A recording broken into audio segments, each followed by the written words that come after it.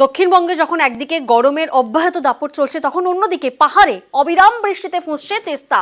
ফের জলমগ্ন তেস্তা। দেখুন তেস্তার সেই ছবি, ফের জলমগ্ন তেস্তা, যেখানে অবিরাম বৃষ্টি হচ্ছে, অবিরাম বৃষ্টিতে ফুঁসছে তেস্তা। ঠিক কি পরিস্থিতি এই মুহূর্তে জানবো। পার্থ এই মুহূর্তে আমাদের সঙ্গে রয়েছেন।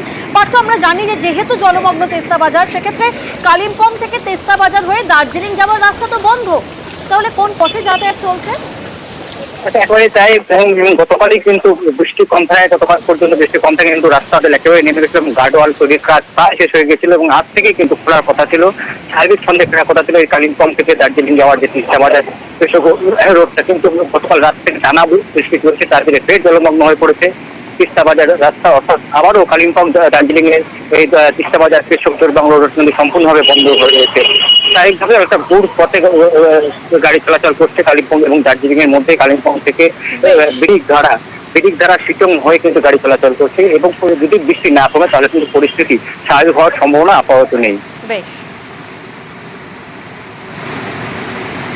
অন্যদিকে চরতোর্ষা, উত্তরবঙ্গে বৃষ্টির জল বাড়ছে চরতোর্ষায়, সেখানেও কিন্তু রাস্তার উপর দিয়ে, দেখুন রাস্তার উপর দিয়ে জল বইছে।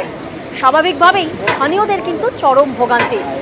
রাজকুমার এই মুহূর্তে আমাদের সঙ্গে রয়েছেন। রাজকুমার, যে ছবি আমরা দেখছি, টানা বৃষ্টি হচ্ছে, টানা বৃষ্টি ছেড়ে তো চরতোর্ষায় জল বাড়ছে, কি পরিস্থিতি এই মুহূর্তে?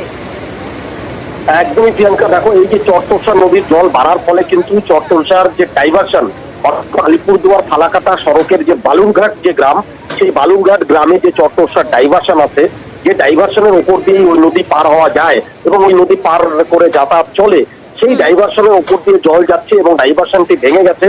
জীবনের ঝুঁকি নিয়ে, কার্যত প্রাণীর ঝুঁকি নিয়ে আমরা যে ছবি দেখাচ্ছি তাতে বোঝা যাচ্ছে। কারণ চরতোর্ষা হচ্ছে একটি পাহাড়ি নদী, যে কোনো সময় বর্ষার মরশুম চলছে, হরপা বান চলে আসতে পারে এবং মানুষজন যেভাবে যাতায়াত করছে তাতে কিন্তু যে কোনো সময় যে কোনো রকম দুর্ঘটনা ঘটতে পারে।